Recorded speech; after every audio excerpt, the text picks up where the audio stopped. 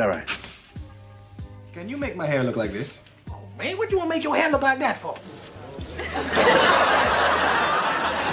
See, that's the problem with y'all today. Y'all don't know nothing. Will you let the man tee you off? You yap worse than 6 barbers.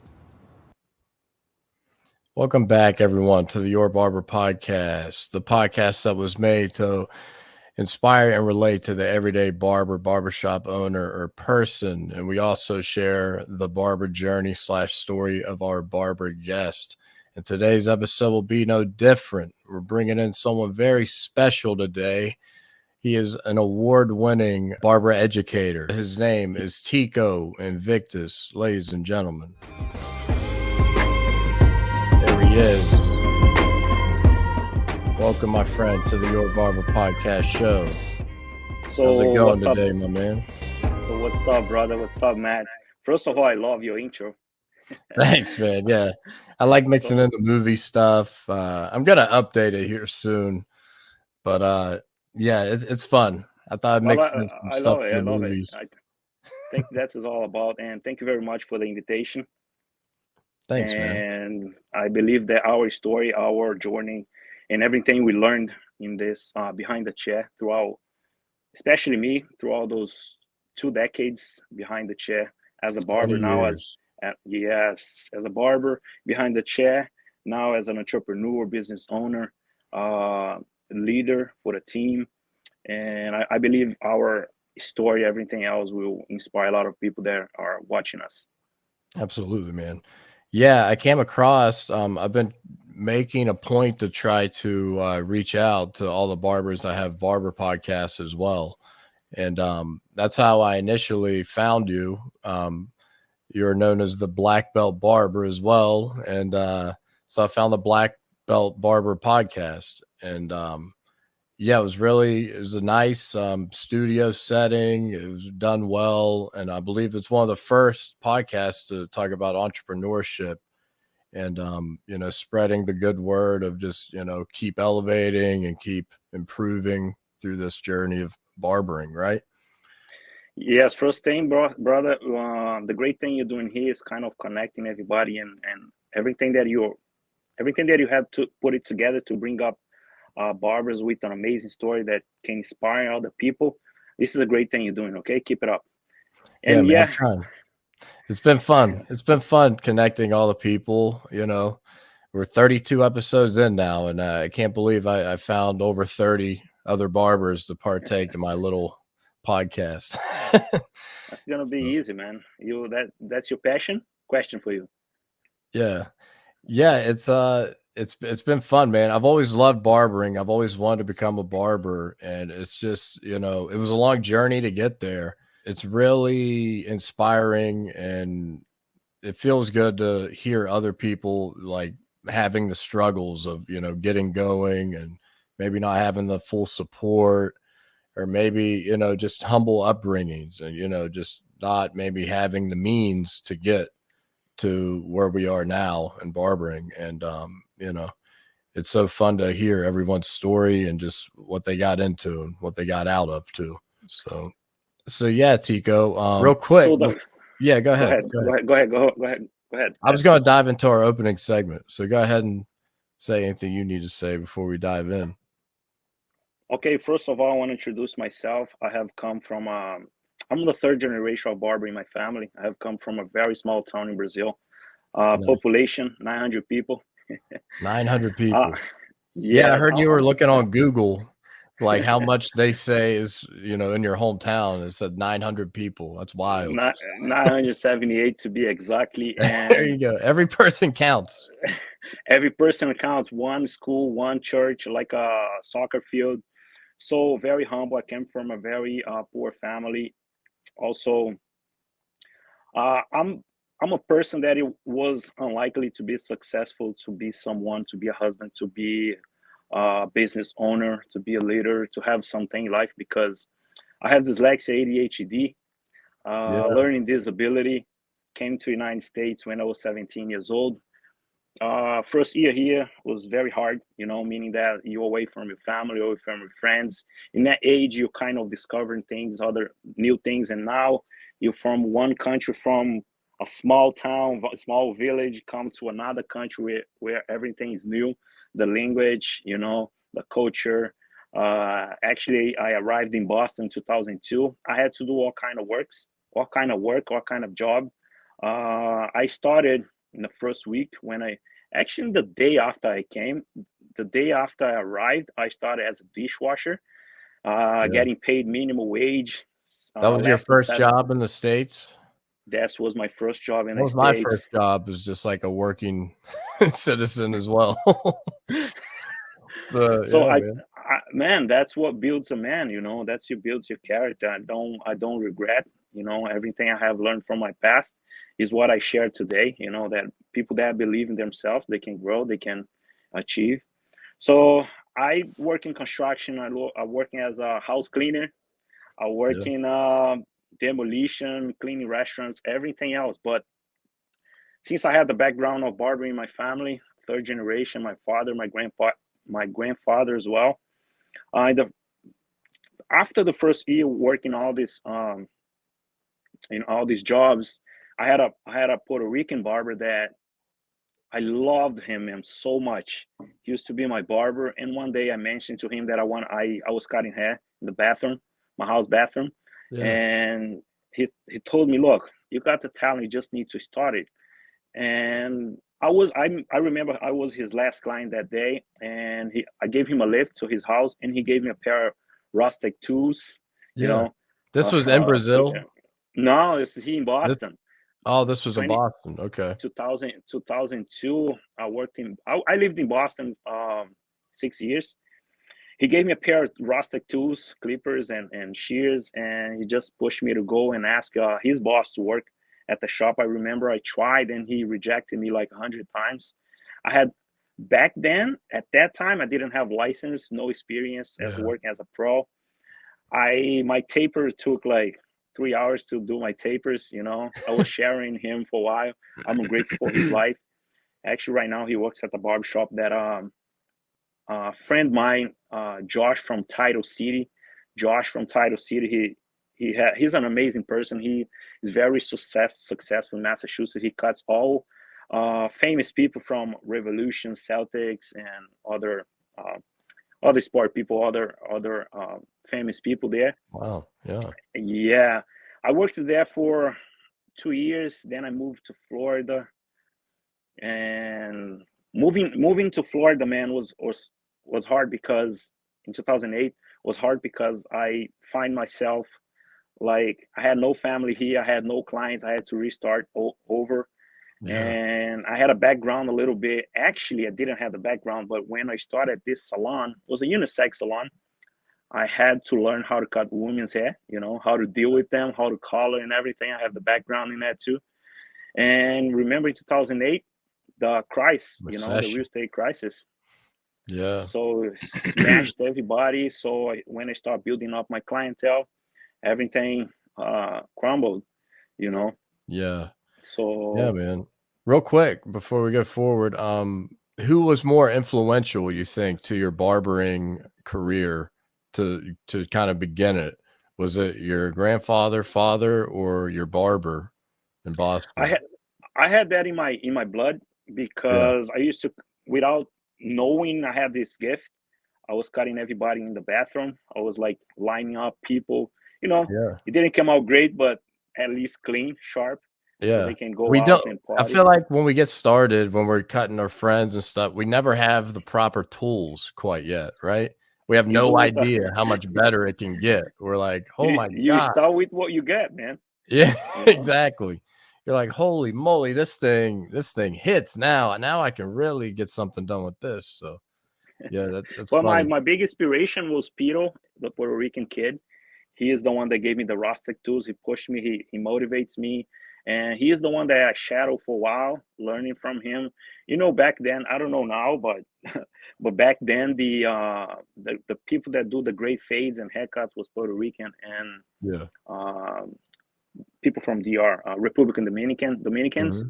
So I learned from them, and I'm just have to be grateful for Pito's life, man. He was the one that quick pushes too, me. right? Those Dominican shops are quick.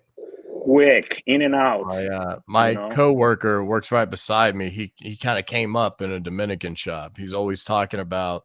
He's like, yeah, if I was back in the Dominican shop, I would have had that guy out in 10 minutes. But here, I got to kind of slow down and pamper him a little bit. Actually, nowadays, the men are demanding more from us, demanding more professionalism, demanding more, because they are not going 100%. just for the haircut anymore, They're going to decompress and, kind of. I started at the shop. Go ahead. I started at that shop. The shop was a low-income community. I think it was $10 or $15 haircut. It took me 3 hours to do one haircut. So imagine the first week, second week, I had to take money out of my pocket to pay the chair. Yeah. The rental. Oh, yeah. Yeah. I mean, a lot of barbers start having to, in the red, especially when they're doing booth rent and everything. But, so I have an opening segment here, and it kind of has to do with the speed of cutting hair. We're seeing a lot of content, a lot of barber, content these days talking about the 30-minute haircut, right? And how much you can get done and how much you can maximize off those 30 minutes. So I wanted to get your take, Tico, on, like Marvy Marv, he's out there arguing. That's a great topic, bro. He's out there arguing the fact that, you can bring, you don't have to do all this extra stuff, right? To get, a client in and out in 30 minutes. The majority of the clients that require 30 minutes are just, John. He always brings up his like white client, John, that's just easy in and out, boom, bam, 30 minutes, however much that he charges. But what's your take on the 30-minute haircut? What do you think's more valuable, long term even? First of all, I'm gonna back that question to you. How much you charge over there, and how much you guys how long you take for a haircut there? So we charge $50 for a 30-minute haircut. We call it a regular haircut. We also charge $65 for a signature haircut. That's kind of anything that's a skin fade or faux hawks, anything that involves a little more time. And that's 45 minutes, but it generally ranges to, it blocks off an hour basically, because a client can't schedule a 15-minute appointment. We would have to manually, manipulate that. Okay. But when I moved to Atlanta from Pennsylvania, I kind of had the power to adjust how much allotted time I needed. So I was taking 45 minutes for most haircuts. But like I said, this shop, I was working in a PA. I mean, we were pencil and paper. So it was a lot of squeezing people in. It was a lot of, Who never, right? Yeah. So, but I was probably taking too much time looking back, and starting in this new shop, I had a very hard time, especially charging the prices we charge coming in. I was kind of like, I have to be perfect. Like I'm kind of got tunnel vision. I'm trying to focus. I'm distracted, all these new surroundings. And now before I would have disagreed with Marvy Marv on the 30-minute haircut take. Now I'm kind of leaning more towards, this makes a lot more sense doing the 30-minute pops, because the vast majority of clients you can get done in 30 minutes.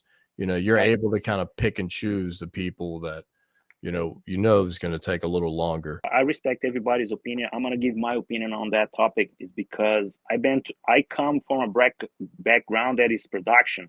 I need to cut 4 haircuts because I was charging like $10, $15 back in the day, and I need to produce. So I was doing 4 haircuts, but wasn't great. I just need the money. I was focused in the money back then, and then I built my team. And nowadays, man, truth is, the man doesn't have that much time anymore. People doesn't have that much time to stay 1 hour, an hour and a half, an hour, 15 minutes, 50 minutes in your chair anymore. They all have errors to run, things to do. And I always teach my barbers to cut in 30 minutes, because that's not only about the money. That's not about the barber. It's most of about the client too, because they don't have that time anymore. And I teach them to cut in 30 minutes. And also you can deliver an amazing service, an amazing haircut a great, excellent haircut in 30 minutes. You just Yeah. have to find a way. You have to find the techniques, and there's techniques out there to do that. So let me find this guy's Instagram now that we're thinking. Breed Baza. Have you ever heard of this kid? Nope. He let's actually pull him up real quick while we're talking about it. And I believe there's time for everything. Nowadays, I charge approximately $100 per haircut and Right. $150 per haircut and beard. But look, I went through the process. Now I have people that back me up that I can charge that, that I have my team that I built. And because sometimes you work by yourself in a how do you call when you rent a space, Like a studio or like a studio. Sometimes you or need to be suite. careful in raising your prices that much, but you just need to find a good way to do that, and there's a process to do that. I think 30 minutes overall has got to be, for the full spectrum of everything. Yes. I'd say that's got to be the way to go, right? I mean, I Yes. think it's gonna about 85% of the time it's gonna turn out, correct that way. It's gonna make the most sense for everybody: client, barber, owner, shop. But so this dude, I just commented on one of his posts today. He let's go ahead and share it here. So shout out to Breed Baza here. He likes Shout out to you, bro. Oh yeah, Yeah. I heard. Yes, 27 I cut day, right? So I he did. loved showing off his clock in the background and how long it took him to do his haircuts, right? And so you actually see me here. I asked, mowing through, do you do neck shaves? Of course, I have a little typo. I meant to say neck shaves, not next shaves. But he's skipping neck shaves at the end. And I was thinking about that. I was like, okay, that right there saves you like 5 to 10 minutes, I feel like. Sometimes these neck shaves at the end of a service when you're lined up back to back to back to back, sometimes those things multiply and they put you behind. And sometimes skipping that neck shave at the end, so you can kind of pick and choose the clients that you might want to skip in that Yes. area, Yeah, because some hair people love are that. more fine. Yeah, Some people but it's come for the neck shave, especially like older guys. I feel like you see that a lot. But yeah, I asked him, I'm like, there's no way this guy's pulling this off doing neck shaves on top of it too. And he's so not. how long was the haircut? How So long was all the of his haircuts seem to be in that 20-minute range, it looks like. He can do a good job in 20 minutes. Yes. Yeah, I mean, But you can see some of the work he's doing. I mean, he's doing some nice tapers. Some of them you could tell he kind of sped through, and he's, there's 5, 6, 7. he works by himself. He looks like he's in a Studio, right? studio or suite situation Or for suite, sure. yeah. But, he makes sure he puts that clock right there in the background that you can see what time it is. So he's not Yes. BSing us. So that's cool. Yep. But yeah, man, 16, dude. I don't want to do. Here's Tico. Tell me this. What's your magic number for the day when you're cutting that you would like to hit every single day? Your minimum at least. I'm not bragging. Actually, right now I'm only cutting hair behind the chair on Saturdays, Yeah, and I was since gonna I'm say you're at charging the them point where money. you're not you're not grinding every day in the shop. So, yeah. Yes, I was. I able guess to at a build, certain point, what numbers did you want to hit per day? 7 years ago, I was hitting like 30 to 35 haircuts, cutting 30 from haircuts a day? 35 because I always grind from 7 in the morning to 10 p.m. Oh my So God, yeah, yeah, 20 minute maximum haircut. But it was like just the way he's doing a great haircut, but fast. It was production. yeah. But What were you nowadays, charging at that our charging clip? $15, and $5 15. Okay. shape up with a trimmer and our foils, and that's it. But nowadays I have my team. I think I started cutting 1 hour right now because most of my clients, they are entrepreneurs. They are executives and all that stuff. So I take more time, not just for the haircut, but to have a great communication and share and learn from them as well. So that is the most important for me right now.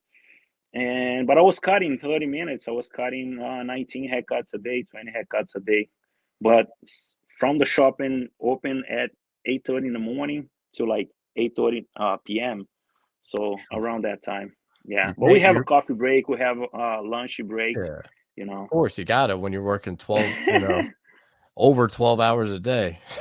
What were you working? Yeah, 14 hours, 15 my hours. guys now they do around that 16 to 19, 20 haircuts a day. Yeah, if I'm in that like 14, 15 range, That's amazing. how much I'm taking, like I'm good. I'm like, if I hit double digits anywhere from 10 to 15, that's kind of my sweet spot. I don't want to do more haircuts than that. You know what I mean?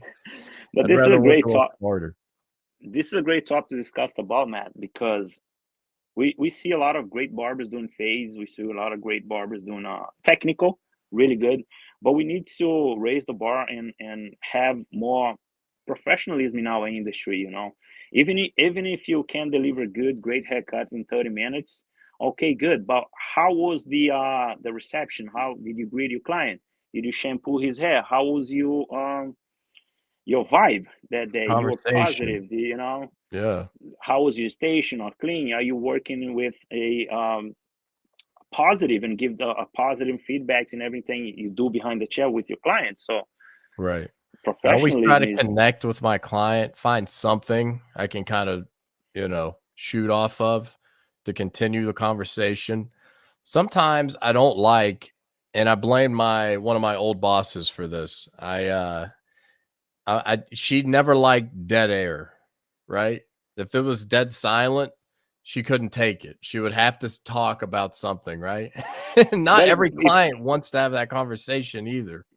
but if you think on a bright side, from 10 clients, one will be like that, Yeah, of course. and we need to respect. I think you do. We need to respect that because they have the reason. Of But course. I try to be positive with all my clients, even if I'm going through a tough day. Like Yeah. sometimes I fight with the wife. Sometimes I have problem going on in the business in the shop or in the other business that we have. I'm gonna Traffic. mention here later. Traffic, bills to pay. All we have to do as a business owner, we can't bring that in. We need Yeah. to, you know. It's important. It's important as barbers, we let our craft distract us from the BS, right? That's always been what it was for me. I mean, there's nothing like chaos going on in your life and you knock through a couple haircuts and you're like, oh, it's like nothing even happened in my personal life. Because I learned to separate the two long ago. And it just makes for a better customer experience. And it helps you retain clientele too. You know, I always tell this story. I was a month out of cutting hair and I was nervous as hell coming into my shop I'm working at now for the first time. My very first client on my very first day is still my client to this day. It was his That's first amazing. time in the shop. 100% retention, huh? Yeah. It was, yeah, I was 1-for-1 with that guy. He just, he told me it was the best haircut he's ever got in his life. And I was like, man, this is my first time cutting hair in a month. So like, it's only going to get better than this, buddy. Well, what happened is the clients come to you for the first time. They come for the haircut if they don't know you, but they don't stick with you because of the haircut anymore. Because there's your coworkers Exactly. or barbers around the city, next door or across the street. They have barbers that do a great job too, but they don't stick around because of your great haircut anymore. No It's doubt. how you approach, is how your communication is, how your vibe is, how your professionalism. That's Right. So I wanted to talk about this. We're talking about the grind, right? You don't have to cut 30 heads a day anymore, Tico. You're in a better place. How old are you? You say you're 38, maybe? How old are you? 39, just turned 39. 39, married with my beautiful wife. She's my partner, Lydia. She's She was your my lovely podcast co-host as well co-host. on the Yeah, podcast. she's my That's partner awesome. in all business. But you paid your dues is basically what I'm getting at. You spent the time, you spent the years grinding, and these days, we all have content that preaches what you should do to kind of progress your barber career and to get in a better place, like you are yourself right now. But one thing we need to make sure of is to not rush the process. Right? Barbers are kind of skipping steps a little bit when they need to make sure they're in the right place to progress to their next, level, right? We all have to go out through our process. My process was I started 7 years ago. I've been in this industry for 2 decades, and I never opened my eyes for what's out there, the opportunities the barber industry get, the opportunities the barber industry gave me. It's tons of opportunities out there, but I started seeing that opportunity when I start educating myself. I was acquiring education from around the world with the best, Josh LaMonica, Josh OP. I went through a year course with Josh. Josh OP? Joshua P. I'm not He's from 100% sure. he's from UK too. Josh I LaMonica, may have okay, I may have ran across him. So every night before go to bed, the time I had, I was educating myself online course with him. I went to Josh LaMonica course, and it was amazing because that's one of my first course that I took, my first class with him, and I felt dumb because when I saw his cutting, his education, I felt so dumb, and I couldn't speak, I couldn't ask him questions. I was shaking. I even forgot my certificate. Actually, I exchanged certificate with somebody that was there. Just picking up. I was so nervous to see that guy teaching. I say I know nothing, and Yeah. then that click that kind of gave me a twist in my mind. Like say, wow, I know nothing. I need to keep grinding, keep looking for education. I invested over $100,000 in my education, but not only the technical skills, but leadership, marketing, and how I built what I have. I went to Vidal Sassoon, 5 days in California. Actually, the other one was Paul Mitchell, 3 day seminar, Paul Mitchell with Anthony Whitaker. Actually, these guys that I'm talking, they are my mentors from far throughout online. I'm Yeah. always following them. Who I am today is because I saw them doing it, and I say we all can do it. When Yeah. I went through Anthony Whitaker, Paul Mitchell seminar for 3 days confined in a hotel, at the last minute that day, I approached him and say, Anthony, how can I do this? How can I teach like you? How can I learn everything you have learned? And he said, you have to study. You have to read. You have to looking for courses. You have to educate yourself. That's, I thought he was going to give me a switch that I would turn, I would be successful. That's my mentality back then. But no, we all have our own process. And I enjoy the process because who I was drinking, I was out, I was doing things that most of us barber do, and Yeah. I wasn't happy with their life. And I say, I'm going to turn this around. I'm going to turn this around and start education myself. From 2017, I invested every single minute of my life, money and energy, and focus in and become someone better, become a better husband, a better leader for my guys, a business owner. But you only can teach if you one day you sit to learn. You Yeah. only can teach what is in your mind, what is in your heart. Because if you haven't learned, how can you teach?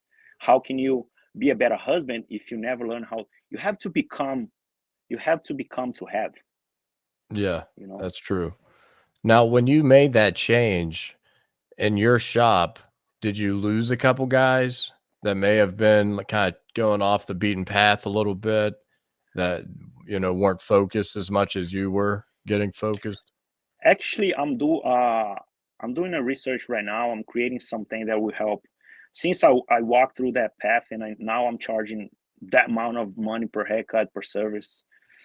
and I'm putting together something that will help other barbers to do the same. And actually, by doing the research, I found out that you raise $1 or 5 or 10. Of course, you're gonna lose some people because the rate is 10%. It's 10%. You're gonna lose 10% of your clientele. But I created a strategy that, since I have a team, I created that strategy that I didn't lose one client, because okay, now I know I'm gonna raise the price. I was 45. I went to almost $100 per haircut and 150 for haircut and beard. I say, how can I do this? And I start researching and learning from other guys, other people that were teaching, and reading this book from this guy. I found out that I had to just put in their mind that I have great guys that I thought I teach them myself to become great barbers. So I kind of guide all my clients to cut with my guys, whoever wasn't comfortable to cut with me. But guess what? Most of my guys cut with my guys, cut with my barbers. They cut it. They like Tico. They are amazing. But you got some different. You got something different. It means that they are entrepreneurs. They are business owners. They have right-ranking bankers and stuff. So the conversation is different. It's not the haircut. My guys are amazing. They do the best haircut in South Florida. I can tell that. But I retain most of my clients. There was a transition because like 3 months earlier, I started like telling all of them, look, I'm about to raise my prices. I'm gonna raise to this.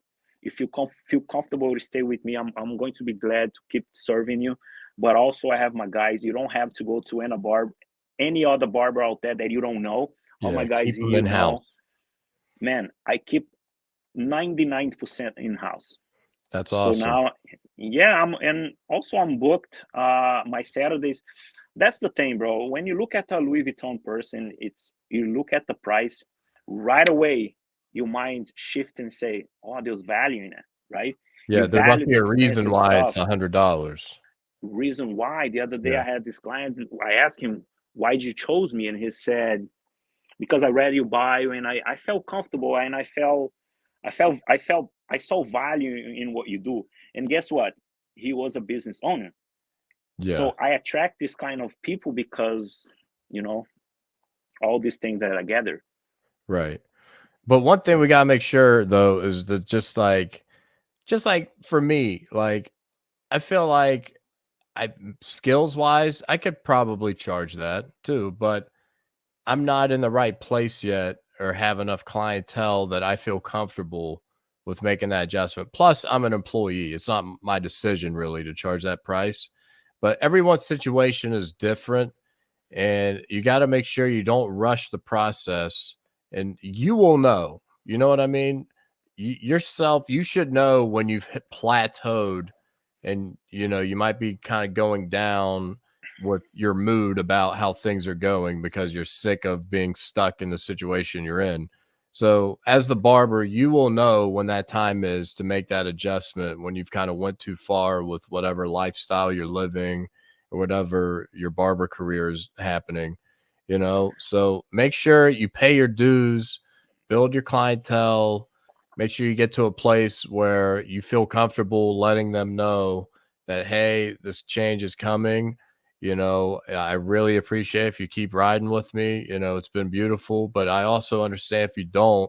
I'm in a place in my career where I have to make some changes, and it's going to keep the fire burning, and it's going to free me up to live more life and to be with my family and to maybe pursue other avenues in barbering or in business or whatever it may be.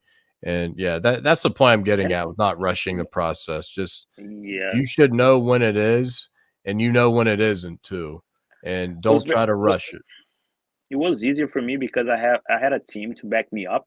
Yeah, of course. Yeah. And I did that process. But I believe that don't matter what, you're gonna lose client, but there's a method you can follow. You're always gonna lose client. If you raise $1 or 5 or 10, you're going to lose client. Right. But if you you follow break even methodology, after that change, that's a win. and definitely you can even make more. Right. But the idea is we are afraid to lose the clients that we the clientele that we built.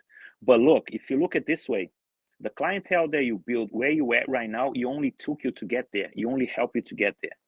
Yeah. It's the new clients, it's the new type of high-paying clients that we're gonna help you to raise your prices and Right. achieve everything you have said. Yeah. One thing that always is talking about fear, right? Sometimes those upper echelon clients, they can kind of like walk around with their money a little, in a braggadocious way. Like, you're going to cut my hair now because I'm paying you 500 for this. And that automatically turns me off to that kind of client at times. Not every client of that tier is like that, of course, but there was a guy recently where he just thought he could just throw his money around. And I'm like, buddy, that don't work with me. You could buy me a house. I have a family I got to take care of when I get out of here. And you're not going to mess up the rest of my clientele that I've worked hard to build. I believe that happened with every single barber. Yeah, everyone's been in that situation. But you have to position it yourself. You have to, I don't know if that the word, you have to position it yourself in terms of who you are, your values, and your identity. Right. And have a clear that's one thing. You set your conversation, standards, right? You set your policies and standards with your clients, and the communication has ground to be rules clear early on so they know. Yeah, the communication has to be clear. Everything has to be on table. And you know what? That type of client might not be your client. Might not be your client, the client that you want in the future. Right. Like you were speaking earlier, it was a very interesting topic. The conversations you're having with these upper tier clients, kind of are in line with where you are in your career and life, right? You're talking about entrepreneurship. You're talking about, venture capitalism. You're talking about new ventures that you're getting after, and they can resonate with that a lot more than with someone that's not quite there yet in their career. So I thought that was an interesting point you made, that, it all kind of tracks with that kind of client. But don't get me wrong, though. Once I did that transition from behind the chair, working with somebody else and having my business, we start cutting hair for $20 per haircut. Yeah. Now we have two different prices. Few of my barbers we call the white belt. The white belt is the barbers that just start with us. The one that is just start. It's not about the level of skills, because it's about the time they have in the company. It's about the goals that they have to achieve. We have some requirements so they can climb the belts. They charge 35, and we have the black belts that charge 45, and we have me. And no, I like that though. I like that though, because it's a motivation for them. It's kind of like a system. You can see, they can see themselves progressing. But that's like, the okay, thing, I'm a white belt right now. That gives them something to shoot for, to progress further. Yes, that's the thing in our industry. We start as a barber, we started cutting hair, doing beard, and that's it. That's all we can see. It happened with me my whole life. And that's the biggest reason I create that is a career plan. Actually, that's the way to explain. That is a career plan. They know where to start, and now they know where to go. No, that's a great thing from an ownership perspective on what to do with employees. But let's go backwards before you are you're at now. So talk about moving down to Florida and kind of what was the process there, and kind of how you got started, rebuilding from scratch again. So 17, when I arrived in Boston, 17 years old, look, we all do our shit stuff, right? We do crazy stuff when we're young. We're going through a lot of stuff. I was crazy. I was doing very wrong with my life. No perspective. I used to owe people, drink, partying, losing, spending money. You know how young, stupid we are. Yeah. When I moved to Florida, I had no clients. I had no perspective. And also, I used to owe people's money back there. Now is everything paid off, guys. Are you gambling? So, no. Okay. I used to, since I was like freaking lazy, I was just like in a rat race, like working and spending money, rat race. And I used to owe people that I bought money from them, and I could never pay back. I mean, until today, I already paid guys.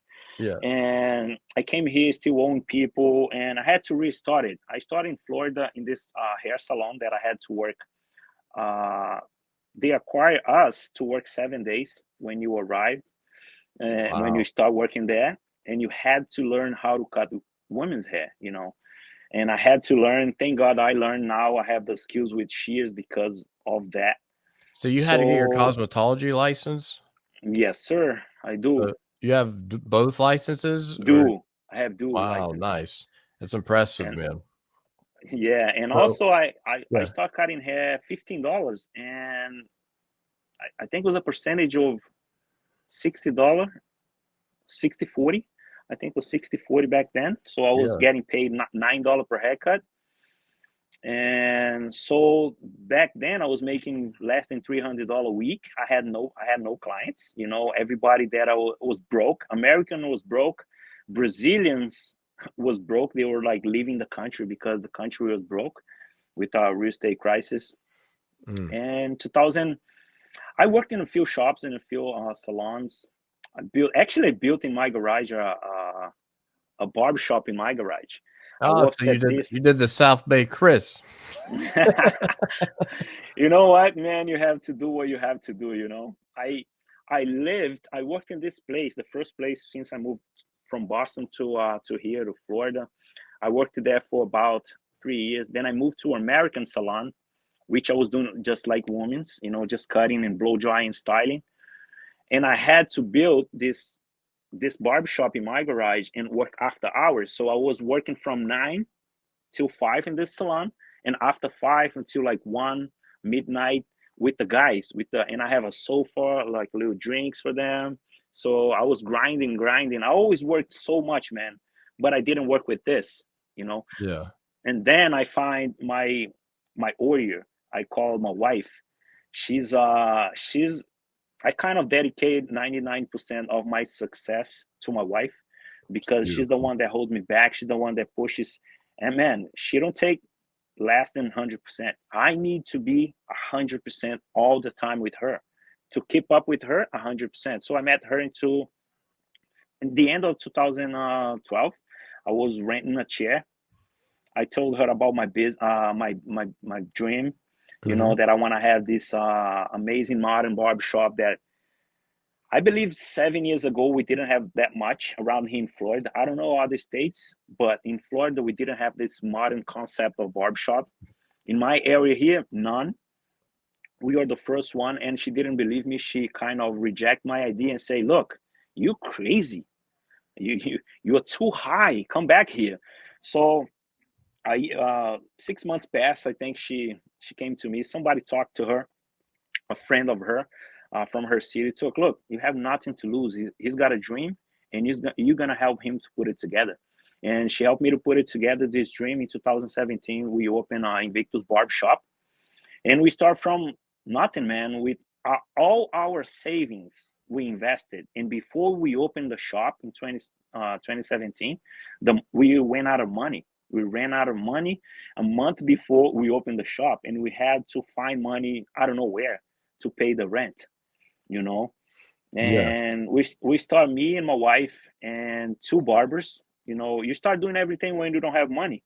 My wife used to clean the bathroom, sweep the floors, kind of fill up the oven for the hot towels. She used to answer the phone, front desk. I used to cut hair, do the receptionist, do everything. At the end of the day, guess who's cleaned the shop at 9 p.m.?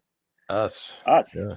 Yes, it's. But you know, I don't regret. This is not a complaint. This is part of my process, and I enjoyed so much. Part of the journey. I even got. You got to enjoy the journey along the way. You know what I mean? People just hate the journey and the process sometimes. You got to enjoy it too. That's the beautiful part. You have to. Yeah, that's more beautiful than the finish line. Because some people don't enjoy the process. Then they get to the finish line and they're still not happy. And then it was like, what did I do? And it's just like, you should have enjoyed that process more. So, but you just had the bare minimum, right? You were trying to, just upgrade little by little. My first barber boss in the industry, they did the same thing. They opened up their first shop, and like every bit of money they made went to paying that rent until they kind of got their head above water. And then they hired me. I was their first hire. And I kind of got to see them grow a little bit. And it was interesting to see that journey. I don't know if you know about it, but the margin profit in barbershops is less. Profit margin is less than 5%. Barbershop owners struggle. It's because hard. The margin is so low and so much overhead and cost. It's a lot. Right. The barbers that are employed in the shop don't see all the other things you're paying for, the lease, the insurance, the internet, this, that, all the extra expenses of equipment. And, it never ends, it seems, right? But I don't judge them, because once I worked behind the chair for somebody else. I don't like the word employee though. I don't use myself. That's my way to do things. The team, the collaborators. Mm-hmm. It's because we are living in a world that is so kind right now. We can't say much.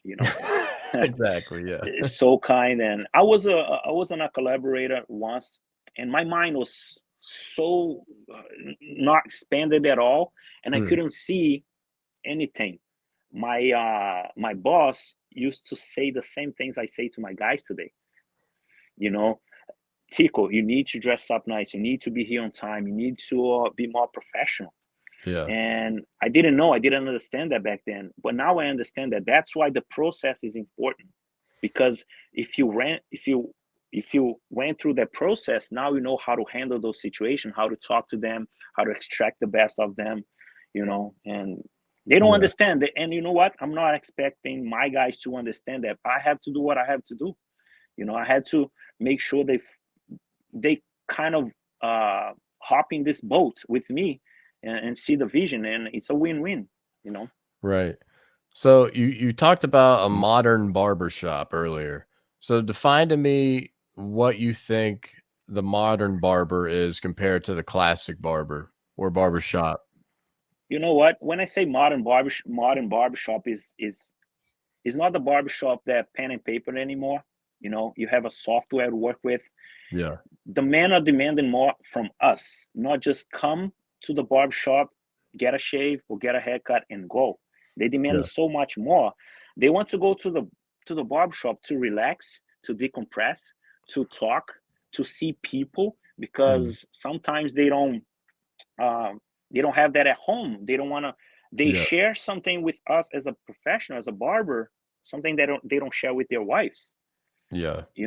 So the modern barber is not just like a walk-in barbershop anymore, like people that just walk in without an appointment, without having an environment that is pleasant, that is most of barbershop now has a pool table, beer, like the place that you work at, they have a full bar.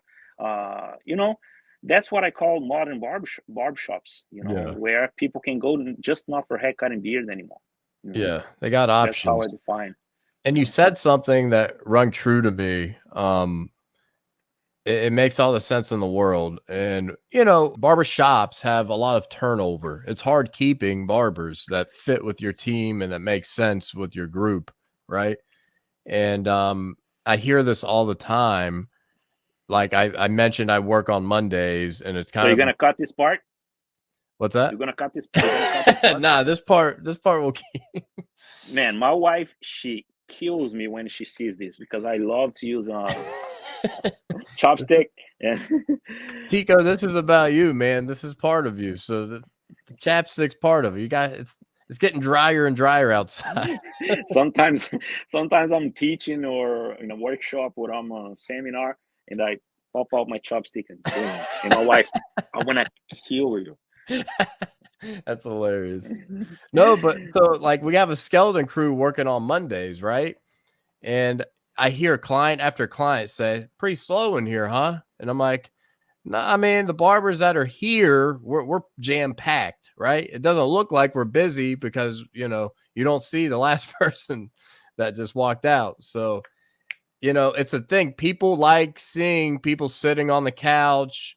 Just the more people that are in the room, filling the room, it's kind of contagious. Like people think, oh, it's a busy shop because there's a lot of people filling the space, right? Like I had a in that old town in Pennsylvania.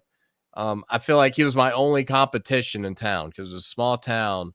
And he's like, yeah, every time it was a guy that cut out of his house on his porch, right? And he's like, yeah, every time I drive by his house, there's like 7 people sitting there waiting.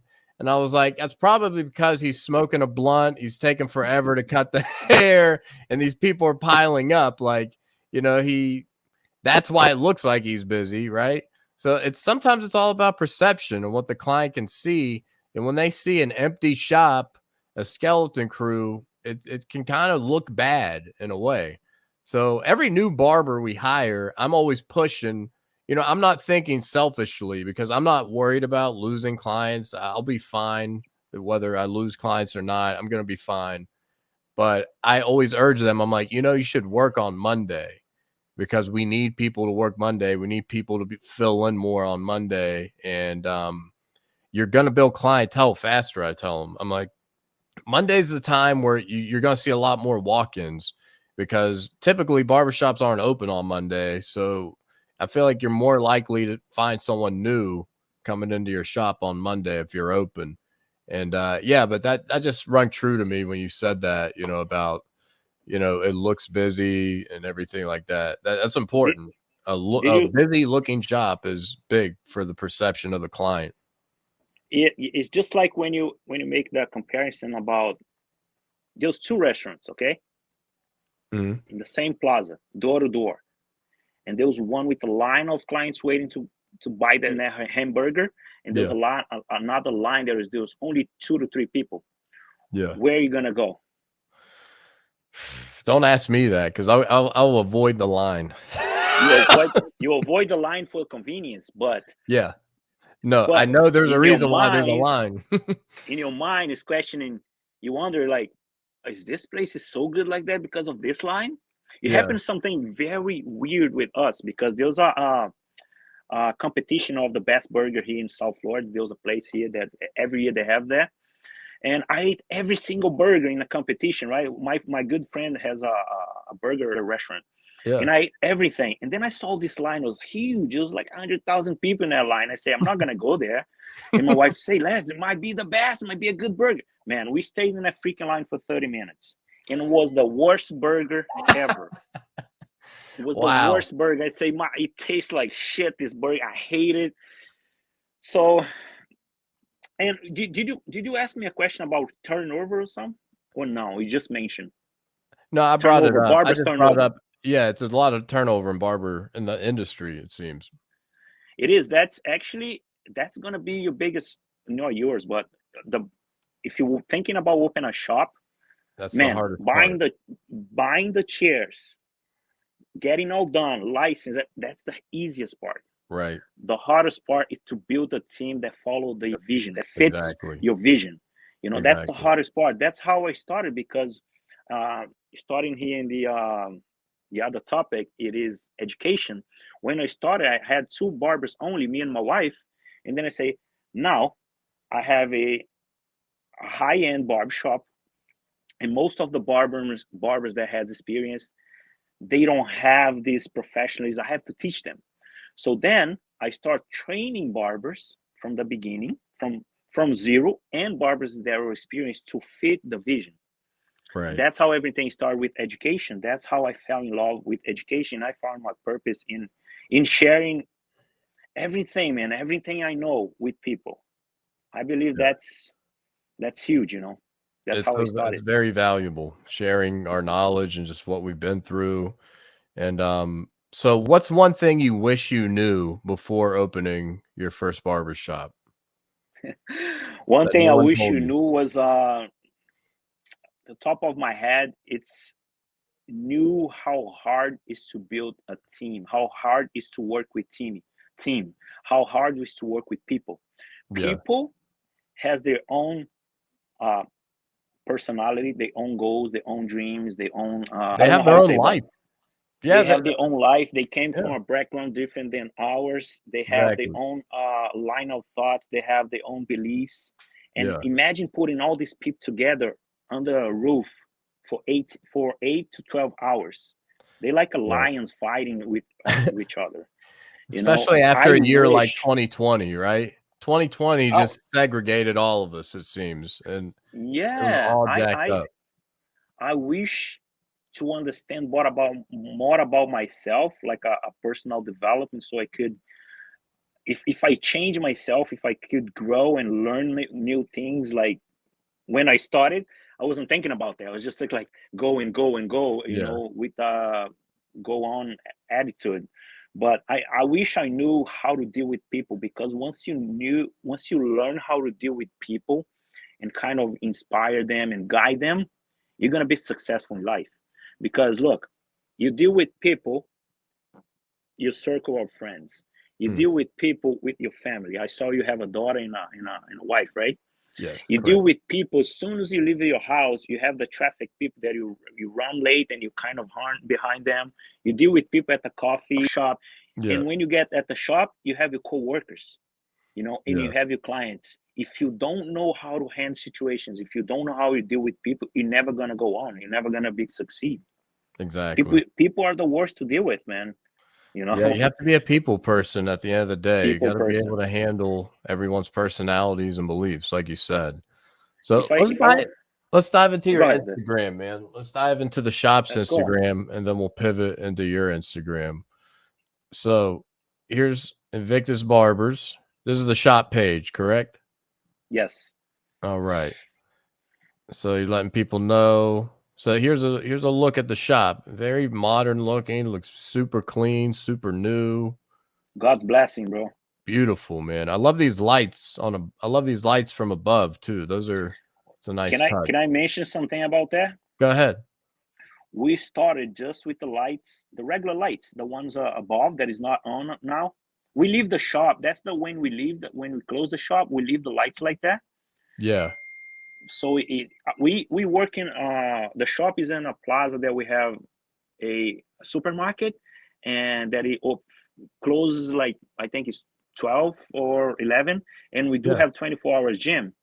By leaving Mm, the shop with the lights open, I can attract the people's attention that is on a walk away. They're going exactly. passing by. So we got Exactly. so many clients from that, just leaving.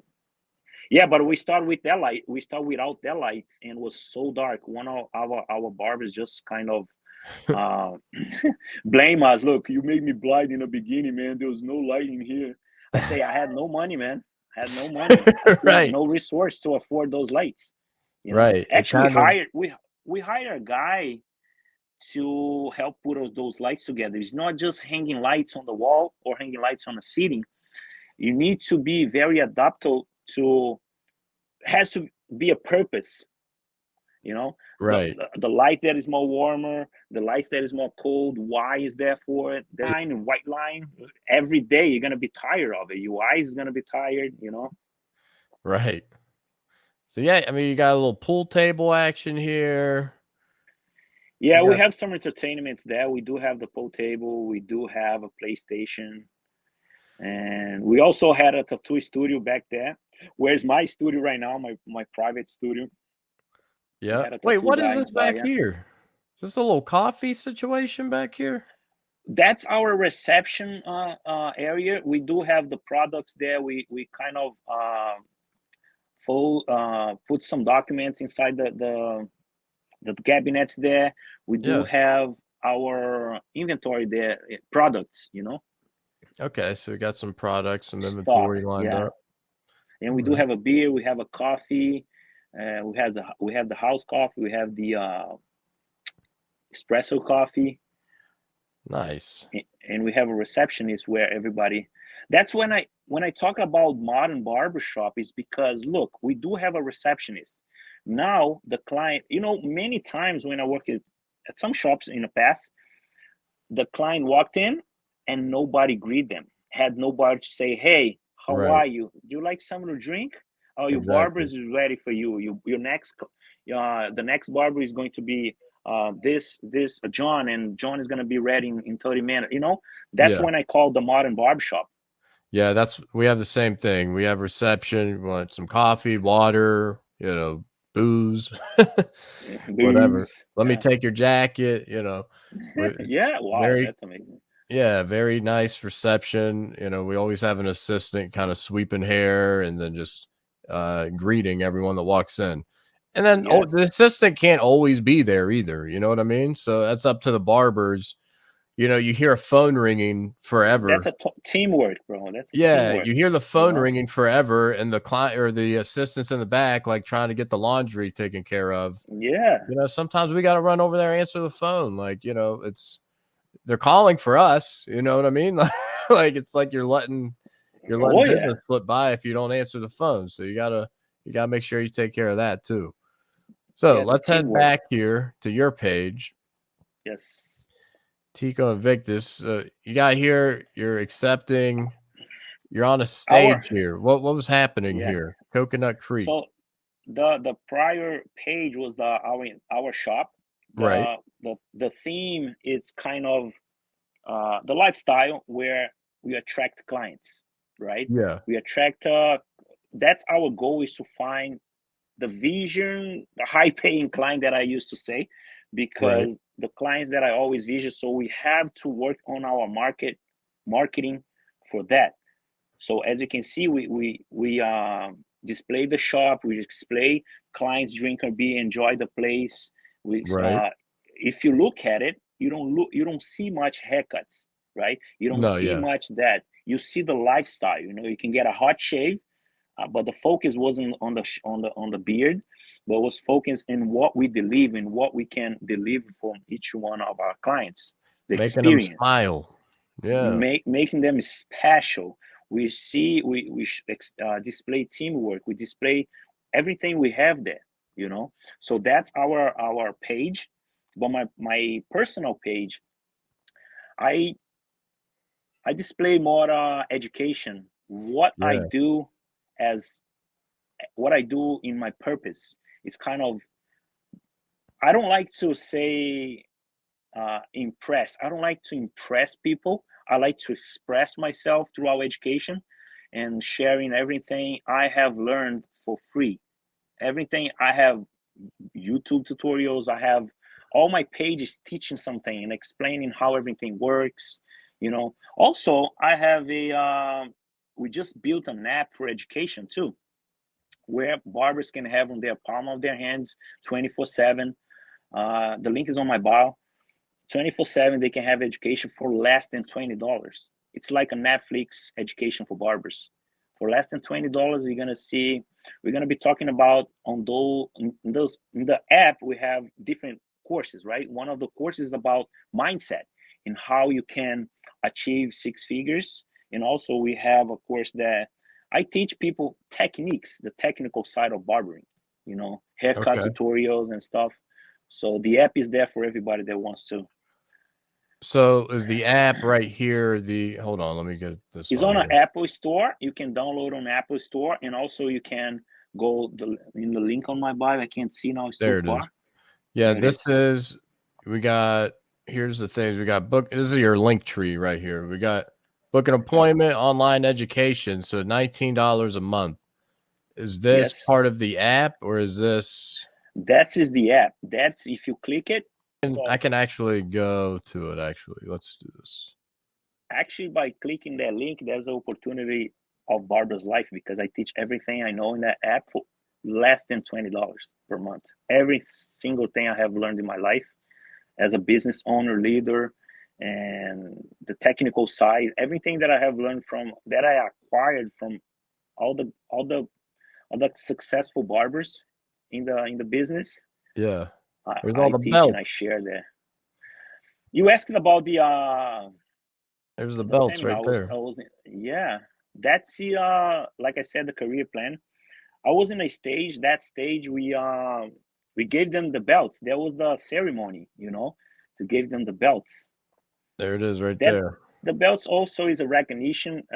When we recognize that we have an amazing team of people that give their life to the business, you know, to each Exactly. other. Especially those two that you can see in a picture. They are with me for 7 years. They let their skin behind. They let their sweat and tears with us. We learned together. They kind of, with everything we've been through, all the changes and challenges, they were there for us. those two that you can see, they are black belts. 100%, my man. So let me bring back the education, because one thing that you mentioned, you're providing a bunch of free education too. There's a ton of free game that you're giving. And I found that was pretty admirable. And I definitely admire what you're doing there. Let me pop this. Do you know how many people reach out to me and ask, Tico, how do I do this? How do I do that? Look, right. If they want to chat, I'll chat. If they want to sit down and have a coffee and I explain everything I do and how they for free, we do it. Me and my wife, we mentor all the barbershops and salons. Just guiding them in what we have, what have worked for us, might be work for them, or they just adopt in their world. That's How important is consultation, you would say, to a newer barber in the industry? You have consultation when the barber is consulting the client, you mean? Yeah.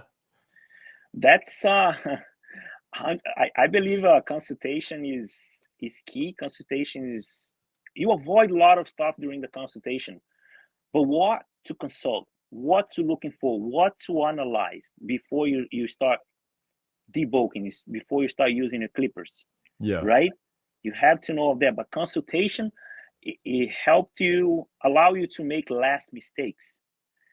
By asking questions, you're going to understand what your client wants and what he needs, so you can provide that to them, but also using your expertise to deliver something, but not only what he showed you in a picture or what he wants, by adding the little seasoning, the salt that you know that your client don't know. Because sometimes 100%. They come with the David Beckham hairstyle, and then they're bald like you, and then they want a haircut like that. Okay, you're not gonna say that you cannot do it. Do what you can do and kind of deliver the best experience for them. Right. Even a bald guy with me in our shop, we deliver our time and our best because they want to feel special. They want to feel integrated in the people with the people that have hair. They want to feel like they're cutting their hair. They want to feel like they're at the shop getting haircut. If they got 7 hairs on their head, sometimes I treat them like real hairs. I'm like, I do the same. Yeah, I'm like, what do you want to do? Do you want to kind of take the minimum off? Do you want to just, hit the ends? Oh, yeah. I treat it like it's real, like it's a full head of hair. I treat it the same. Yeah, exactly. Now, one thing you just made me think of, just seeing some consultation videos. How many clients have you came across that they'll style their hair, say just as a comb over, right? And they push it the opposite direction of what their hair is naturally doing. And I'm like, your hair falls it. I'm like, what way do you style your hair? And they go, I do it that way. I'm like, dude, you're fighting it. Your hair wants to go the other way. I know where you're going. Yeah. When you're going to the doctor, okay, when you tell them where is the pain, where you're feeling the pain, how the level is the pain, and when they say to you have to do this and that, what do? The level of pain, you have to, if they ask you, if they kind of guide you, hey, Matt, you're going to have to take this medicine for 7 days, and then you're going to have to exercise, and you're going to have to take this painkiller or whatever. What are you going to do? We are professional, that we are the expert. They going to listen to you because you are the pro. You are the one that knows about the shit that you're doing. Yeah. You are the one, the authority there, but you have to express that in a way. Because if you kind of, I don't know what you do, you have to kind of ask them questions. The questions that you ask, tell the client that what you're, what you're doing. I'm like, how do you style? How do you wear your hair? Do you wear product? How do you like your neckline in the back? Do you want tapered out, squared, rounded? Like, you ask these little things, and sometimes they don't know, the clipper guard number and things like that. So you kind of have to go off, like, do you want the hair off your ear, or do you want to still kind of lay over your ear? And so you have to use little context clues for them. You avoid a lot of mistake by asking those questions. The more question you ask, the more information you extract to be able to apply everything you need to apply to deliver what they're expecting. But most of the time, clients don't know shit. They think they know, meaning that technical. Okay, they know what they want. Okay, I want a head spiky to the side, this and that. But they don't know what guard they're gonna use. You know, if they say cut this much, I only cut this much, because they don't know how the hair will react, and we know. Yeah, you know. And I'll push the hair to this side, but if you cut too short, the hair won't go to that side. So you need to pay attention, man. Yeah. And the first time client, sometimes they come in with a mane laying down and you're like, I don't know what's under there, right? So sometimes you kind of have to, like, you know, peek your way through a little bit and work your way through it until you understand. And sometimes I tell them, I'm like, you know, the best haircut you're going to get out of me the second time you come in, not the first time, because I know what I'm getting into and I've learned your hair a little better. You know what I mean? Sometimes some people's hair is just funky. Like, you know, they don't have straight hair that lays down. Sometimes they got little swirls in their taper area. That's a part of consultation. That is good you brought it up, because when you the two things that I do, first I listen to every single thing that they wanted to say, because I'm not, you know, when I say modern barbershop again, because what happened to us, most of barbers, when the client sit in their chair, they turn them, and they don't even see what you're doing. You know what happened? You broke trust. You're not creating a connection, and then they kind of static and don't know. But that's not what I want to mention here. What I want to mention here is, first thing you do is listen to them 100%, and second, you need to understand what you need to analyze. Growth patterns, okay, the hair texture, you know, okay, hair thickness. We're looking for flaws, the bone structure, the face shape. You know, all this you need to look at it in about a minute. It's for us that are used to it. It's kind of minutes, 60 seconds. You already know, but for a new barber, that they might have to train that. You know. Yeah. A lot of clients come in and they want to know what would maybe fit their head better, their bone structure and everything. You know, sometimes like a super high fade doesn't always work out on certain head structures. And, you know, it's just going to not look right. So you kind of have to gear it for the shape of their head sometimes. And a lot of, you know, like I mentioned, South Bay Chris earlier, like those guys, that umbrella of guys, like the Tough the Barber, Immaculate Robbie, those guys do a good job in their content and their consultation videos of gearing their haircuts towards what the client should get. And, you know, their clients are very receptive to that. They're like, okay, I trust you. You know, I drove all the way down here to see you. You know, I want a haircut that's going to fit me best. Right. That's what happened, because the women's, they have the makeup, right? To kind of cover up all the flaws and to look beautiful. We have facial hair and we have the hair. So we need to use hair to compensate areas that need to be compensated and remove the hair is extra. Like for you, instance, I don't know, I'm not judging, but you have an oval face. It means that the chin is kind of pony. It rounds off a little bit to here. What happened is but adding more hair outside the chin and maybe here and square out a little bit if you like to. If you want to. Yeah, I'm in the middle of a growth for beard season for sure. So I'm gonna let this thing get pretty big here. and if you taper on the sides and give more square lines, and also leave a little bit more to the edges of your chin, let them more square lines and make a fuller your chin, your face is gonna be more like towards more a masculine face that I can say. More structured, you know? Right. Yeah, my thinking, I'm trying to get my line pretty high so I can kind of gear for a long, kind of big grow out for November. Is kind of my thinking. Now, I don't know if I'm going to get there. Sometimes, especially these days, in our shop and everything, it's kind of rough being in there with like a long beard, and I kind of got to stand the test of time and stick it out.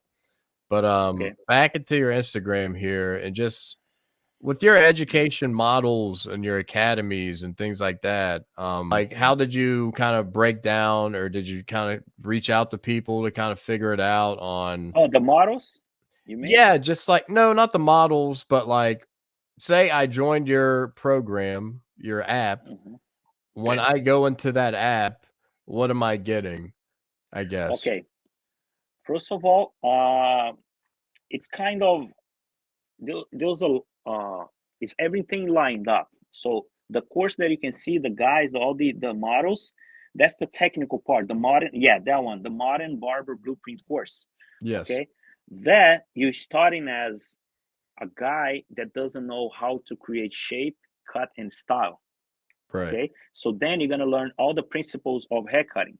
You're gonna learn how to understand line theory, understand shapes, understand hair texture, hair types. You're going to understand all the base, the foundation to go into the haircut tutorials. Because if you go straight to the haircut tutorials, you're not going to learn and you're not going to know how to create shapes, for instance, because you need to learn what is shape, what is line, So you need to understand all that first. That what I have learned from Sel Elias, Josh LaMonica, Josh OP, all these guys that I learned, and I kind of adapt to my world, to my to who I am, to my identity, to how I teach.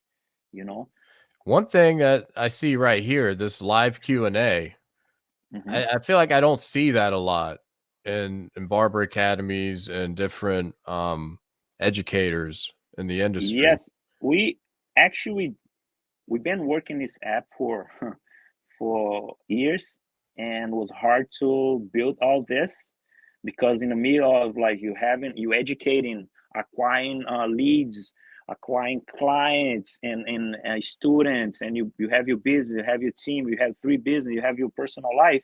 We've been working on this for a while, and this app was done and was ready like a month ago.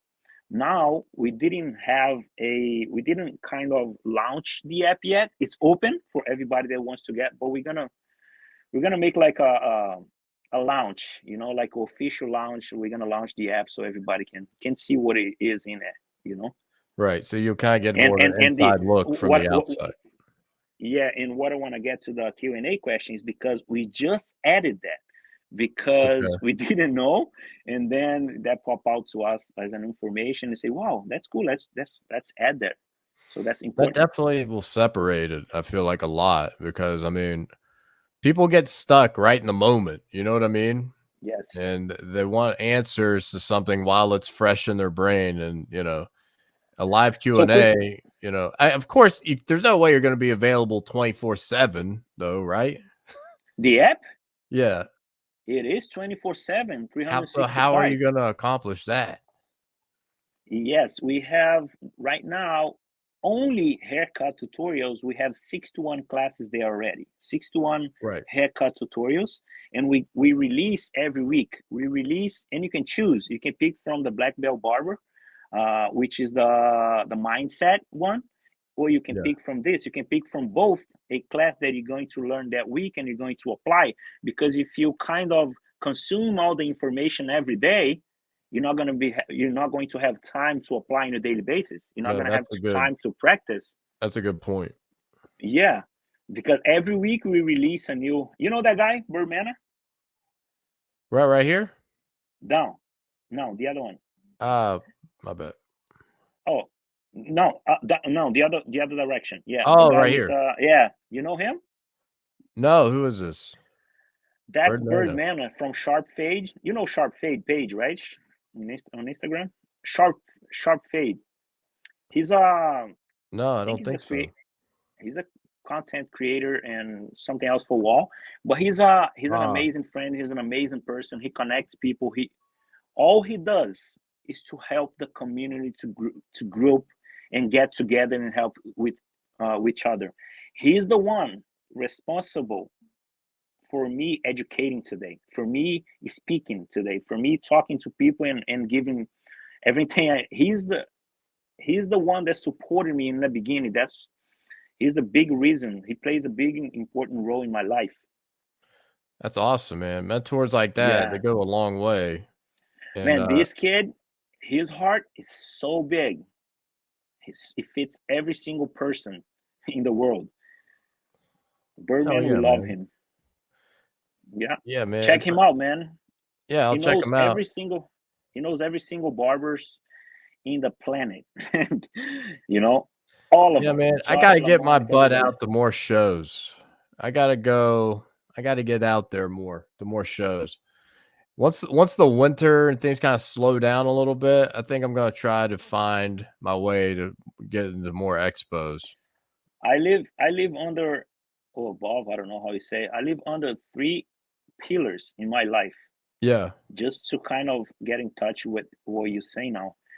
One is education, formation. The third is network. If you're not out there learning, educating yourself, gathering information, and kind of networking with people and see what is happening out there, we always going to stay behind. And Yeah. especially in our industry, every single day, there's a new product, there's a new technique, there's a new person teaching something that is kind of course, going to help you to grow, Yeah. because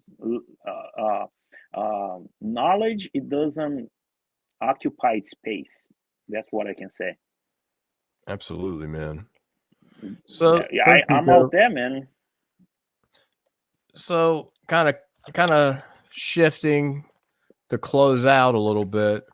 What are some Let's do it. things that you're working on now that's next for you, you think? Even after you launch the app, what's kind of in the works? Because I know you're kind of, I mean, you got the podcast. That's how I discovered you in the first place. Is that something you're kind of shifting out of, or you're going to try to maintain, or because I mean, you got a lot So going on. You have these yes, studios. You run a studio too. I'm getting bald and also getting grays because of the three business that we have. We have the Yeah. barbershop that is kind of running smooth and soft. Of course, we have ups and downs, especially with people, but we have all the Right. process set, all the system, the standards. All our guys is trained. I can be out for 30 days and they know what to do. And we have the podcast studio where we don't need people. It works like an Airbnb. It's Yeah. self-serve studio. If you come here, you record, you take your content in a SD card, and it's done. It's already edited. So it's 24/7. And the That's so studio is interesting to me right there. That's a nice business to run. How did you kind of come up with that? our own need. We saw the podcast was booming, and I heard Gary Vee one day saying, "Look, you need to be in a platform that there are no people that in your industry, in your niche are." And I said, okay, there's no much barber in talking about entrepreneurship out there, Yeah. specific for entrepreneurs, barberpreneurs. Yeah. And I say, we need to find a podcast, a studio that we can do that, our podcast. And we start looking for podcast studios. None of them was what we need, because some of them was like 8 to 5. And I Yeah. don't have agenda, meaning that I work 24/7. I need to Yeah. go like right now, 8 p.m. If they close at 5, I couldn't record. No. No No. parking space. So they didn't have the setup that we have, meaning that we need to pay an editor to edit every single episode. It would cost me $600. In this Yeah. case here, it costs you only $75 if you pay an hour for one episode. It's cheap as hell. So you And supply the editing too. no, Okay. we have an equipment. Let me show you. We have this device here. It's a mixer, right? Now, yeah, this is called YOLO. It Yeah. controls the camera, controls the camera, everything. The cameras. We have 4 seats. It controls the audio as well. It bonds together in one single how you call it? The video. The Yeah. whole thing is gonna be audio and video done for you. The YOLO. So the person come. They have to do a tour where my wife teach them how to use it, and then she's my co-host, right? She's controlling everything. at the end at the episode, I got my SIM card or SD card, whatever. I'm not good with tech, man. I'm sorry. I'm not really good. I only. Dude, you got your hands full. It's hard to keep up with all this shit. Oh shit, man. And at the end, $75 an hour, they got the the content done. You don't need editor because of this tool. How we teach them how to use the Oh yeah, the man. device. That right there, because as you know, And- I'm sure podcasting can get expensive. Just doing everything. Oh yeah, one That's- episode can be $600 because of the editor. Right. I do Because all if of you my want- editing. Like I do everything. And how much time how much time that costs you, right? 2-3 days sometimes. But Yeah, that's what I found I out know. podcasting, man. It's a full-time gig. That's why I gotta Full-time take a gig. break every like 3 episodes or so. But We have clients here that we have 3 ways to work with them: Mhm. hourly, bundle of hours, and we have subscriptions. We have a bunch of people that do subscriptions. Sometimes they end up like, oh, I'm tired of doing this, too much work. I know there's a lot of people that gave up in Right. podcasting because it's a lot of work, you know. yeah, I'm just thinking on your end, like it's like, okay, this costs money. It really doesn't monetize for a while. Like it takes time to kind of build up your following. And it's like, how can and this is the perfect way, just rent out a studio space for other podcasters or, and it That's- pays itself. That was the big click because Yeah. we built a studio from scratch, from nothing. We knew nothing about this equipment. We knew nothing about tech. Yeah. All about research. We did the research and we say, okay, we can use ourselves. We're not gonna pay for that. We found a very nice spot, and now we rent for other people. But now we're shifting more. Not with that we're shifting more. We always done is this spot is for people that wants to create content. It doesn't mean if you're gonna do only podcasts, because I create my my black belt barber course here. Everything was added on real time. I didn't have to pay 1 cent to people for edit. All my course was here, and there was a bunch of people that rent the spot. They do courses. They create their own courses. They record here their content. That's beautiful, man. So My you accent is got- so strong, right? Brazilian accent. Nah, this is beautiful. I love it. So you got the shop, the podcast studio, the podcast, the academy, the app. What else am I missing? My dog, Sophia. Your dog, My wife. of course, your family. So that's a whole nother layer, man. that's the first pillar that I will never give up, and I'll do everything for it. It's if your family fell, if you fell with your family, nothing else is gonna stand. That's what you do all this for at the end of the day. At the end of the day, yes, it's for Yeah, them. I love what Marv said. He's like, "What? Don't sacrifice what you're sacrificing for, right?" Mm-hmm. Me and my wife were talking about that these days. But going back to the question, the plans are. I said the shop is running smooth. Here, we don't need people. We don't need to train anybody. No meetings, nothing. It's self-serve. The academy is our goal. The education is our goal. We want to. Right now, we are working on helping other barbershops owner in how to organize their shop and because the idea when you have a business, right? like consulting, like mentoring them in a way, because I believe that's our calling, because there's so many people that reach out to us and we give them for free. Why not monetizing from it? Because that's kind of Give back in a way, it's a way to give back. But when you charge, you're getting paid for your knowledge, your time, and also you helping others. And by helping others, the one day they're gonna excel, and they're gonna help others. So that's how they're gonna give back to you and others and others, spreading it. That's the focus on the next years. We are focused on education, teaching barbers from scratch, teaching experienced barbers, and also bringing everything we have in hand, everything we built to other barbershops. We want to raise the bar because we feel like, how can I say this? It's kind of charging $35, $45, $20 per haircut. Man, we are not. Why a plumber come to your house and charge $1,500? Of course, they're worth it. They worked for it. They got their license. That's hard work. It stinks like shit. But look, Right. why we are artists, we are essential. In a COVID, when the lockdown hits, we were an essential. We need to raise the bar. But of course, to raise the bar and charge more for your haircuts and service, we need to raise our value as well. Absolutely, man. Yeah, I think barbers are on their way, man. I think we're almost there. It changed. It's changing. It's changed a lot, and it's going to continue to change. And yeah, at the end of the day, this is an art that we're passionate about and that we want other people to be passionate about. And we got to spread the knowledge. We got to spread the learnings and our experiences and our stories. And it's going to kind of, we got to bring each other up. It's all love, man. It's all about sharing it all together and to get into that finish line together, man. So, Tico. Yes, sir. Go ahead. Go ahead. What were you saying?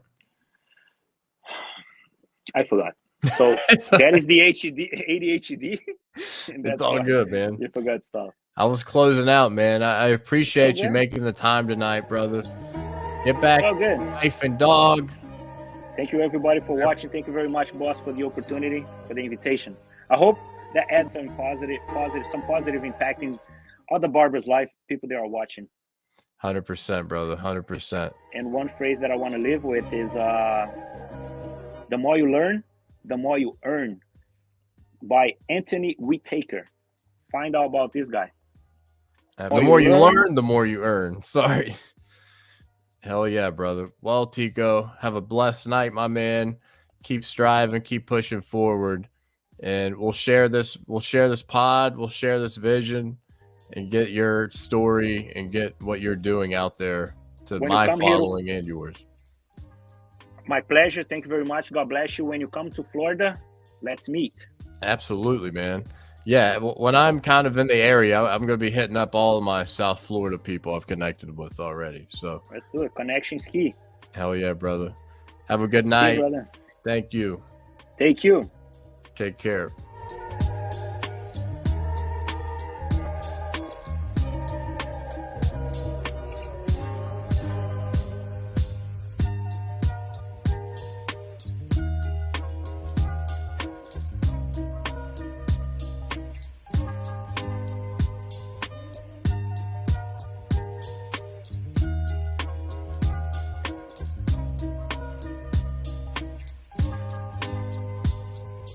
Thanks for watching another episode of the Your Barber Podcast. New episodes come out weekly on Sunday. Be sure to subscribe on YouTube and follow us on Apple Podcasts and Spotify to be notified when new content is posted.